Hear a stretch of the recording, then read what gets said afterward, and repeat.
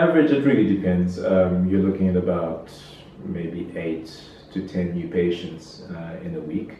But in a course of a day, I can see anything between 12 to 20 patients in my clinic. And at government hospitals, when I used to work at the Johannesburg Hospital and now Charlotte McGregor Hospital, would see upwards of 35 to 40 patients per day in the clinic.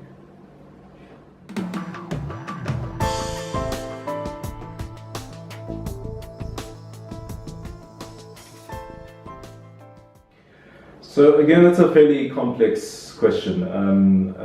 The truth is, it's several-fold, and from the drug perspective, to develop a drug, on average, particularly cancer drugs, you're looking at about $2 billion to develop one drug, and this is usually fully funded by the pharmaceutical company, and of course they have to recoup these funds in some form or other, not only to pay for the research that was done into the drug, but they obviously have to make profits, but also they have to get enough money to develop even new further drugs. However, there is some truth that the drug companies do push that to the limit and want to take advantage, and there's a lot of profiteering and overdue focus on profits with some companies. They can be a bit unethical in some senses. The drugs that are also being developed these days are fairly high tech.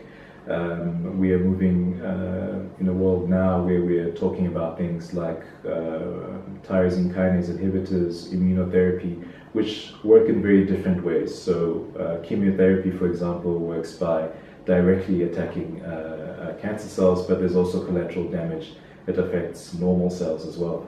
Immunotherapy is a more novel drug now.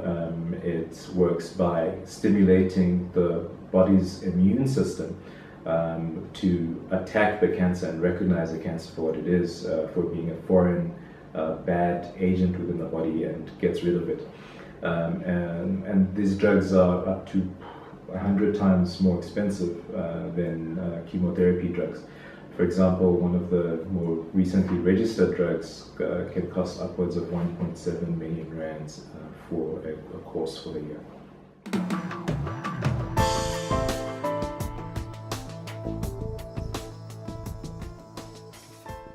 So chemotherapy, basically, it all depends on the type of cancer that you have. It can be anything from a couple of minutes or a few seconds to a session of about 6 to 8 hours in a chair.